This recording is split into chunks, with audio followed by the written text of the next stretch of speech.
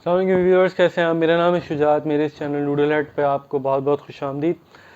हमने पिछली वीडियो में बात की थी कि पाकिस्तान क्या डिफ़ॉल्ट करने जा रहा है। अगर पाकिस्तान डिफ़ॉल्ट करता है तो उसका मतलब क्या होता है, और अगर कोई भी कंट्री डिफ़ॉल्ट करता है तो उसका मतलब क्या होता है। और हमने ये बात की थी कि अगले आने वाली वीडियो में हम बताएंगे कि किस तरह इस डिफ़ॉल्ट से एक आम इंसान इफ़ेक्ट होगा और उसको किस तरह अपना लाएमल तय करना चाहिए या फिर अपनी प्लानिंग करनी चाहिए। तो हम थोड़ा सा रिकैप कर लेते हैं, कंट्री क्यों डिफ़ॉल्ट होता है, क्या वजूहत होती हैं कंट्री के डिफ़ॉल्ट करने की, और क्या पाकिस्तान उस तरह डिफ़ॉल्ट कर सकता है।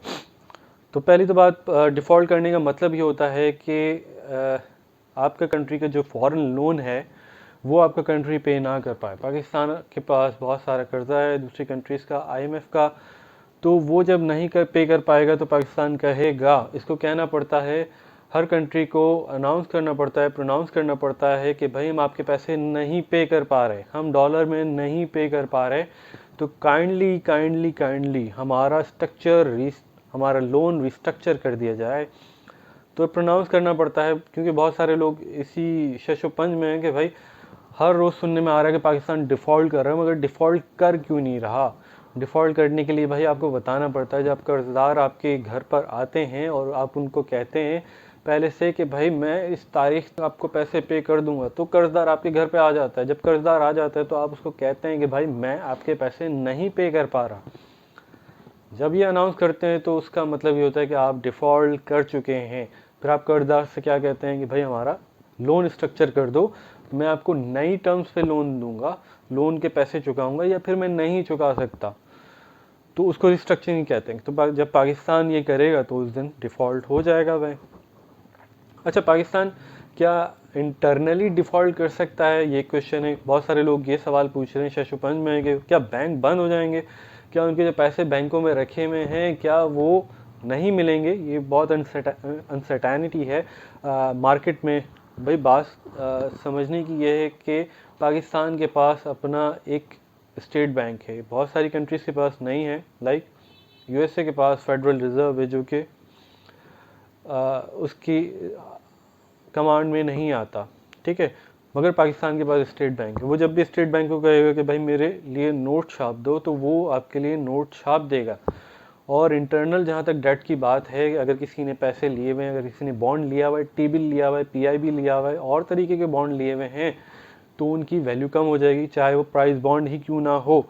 प्राइस बॉन्ड अगर किसी ने लिया हुआ है, आप खुश हैं कि मेरे प्राइस बॉन्ड में पैसे इन्वेस्टेड हैं, तो खुश ना हो, उसकी value in the and come हो जाएगी। अगर आपने 2000 का 25,000 का प्राइस बॉन्ड लिया हुआ है और आप समझ रहे हैं कि भाई वो तो सेफ है, उसको तो पैसा कहीं भी नहीं जा रहा। असल में सेफ किस तरह पैसा होता है, सेव करने का मतलब ये होता है कि इसकी वैल्यू सेव हो जाए। सेव करने का मतलब ये नहीं होता कि पैसे को सेव कर लिया जाए, कहीं पे ऐसी तिजोरी में रख दिया जाए जहाँ पर वो सेफ हो। एक पैसा चोरी हो सकता है अगर वो तिजोरी के अंदर भी हो। किस तरह?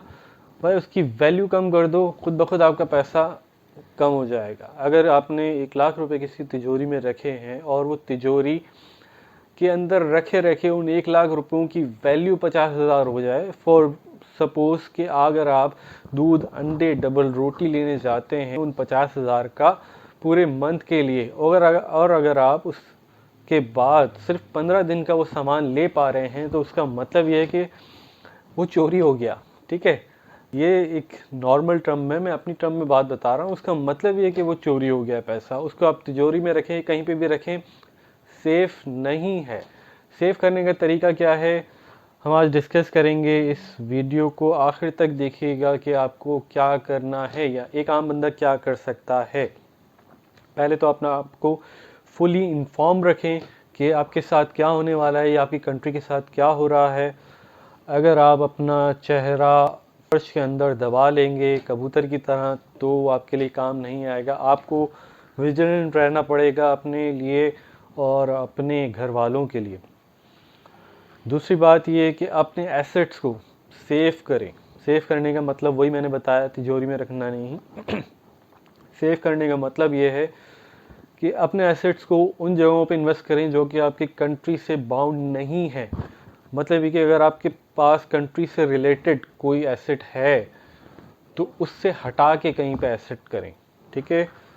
चाहे वो कहीं बाहर कंट्री में पैसा रखना हो, चाहे कोई ऐसे मेटल लेना हो जो कि आपकी कंट्री से जिसका ताल्लुक नहीं है, और बहुत सारी चीज़ें हैं, आपको वर्कआउट खुद करना है, समझना है।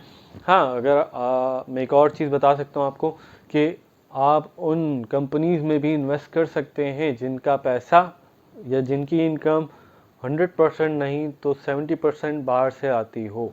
या आपको कंपनीज ढूंढनी है, स्टॉक एक्सचेंज में ढूंढनी है, या फिर ऐसे लोगों के पास इन्वेस्ट करना है, या फिर अपनी खुद ही कंपनी खोल लेनी है जिसका पैसा बाहर से आता हो। उसके बाद क्या करें? एक इंसान के पास नहीं है पैसा, अगर उसके पास बिल्कुल भी नहीं है कि वो कुछ करे और जॉब करता है, तो भाई जॉब करता है तो आपको एक बैकअप तैयार करना है अपना, कि आपकी इनकम कहीं बाहर से आ सके। ये आपको ज़रूर करना है। अपने घर वालों को मोबिलाइज़ करें, अपने बहन भाई कज़न्स को आसपास देखें, उनको नई स्किल सिखाएं कि वो पैसा बाहर से यहाँ पर ला सकें, ठीक है। अब जो हालात हैं आपको वैसे पता है कि इंसान एक घर में कमाने के लिए पूरा नहीं पड़ रहा, तो आपको ये सारी चीज़ें करनी पड़ेंगी, ठीक है। तो इसके बाद क्या कर सकें? अगर आप एक बंदा जॉब पर भी नहीं है, एक बंदा कुछ भी नहीं करता, भाई नई स्किल सीखें, आपके पास और कोई चारा नहीं है।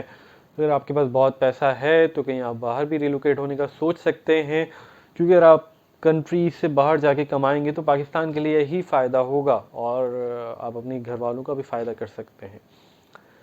तो अगली वीडियो में हम और बहुत सारी चीज़ें बातें करेंगे इस टॉपिक पे, और मेरा ख्याल है कि ये टॉपिक बहुत ही अभी चलने वाला है, तो मैं और आपके लिए बहुत सारी चीज़ें ढूंढ कर लाऊंगा। मेरे इस चैनल को सब्सक्राइब कीजिए अगर आपको अच्छा लगे, और इस वीडियो को शेयर कीजिएगा ताकि उन लोगों तक पहुंच सके जिनको इस वीडियो की ज़रूरत है और इसके ऊपर एक्ट कर सकें, ठीक है। अपना बहुत ख्याल रखिएगा। अल्लाह हाफिज़।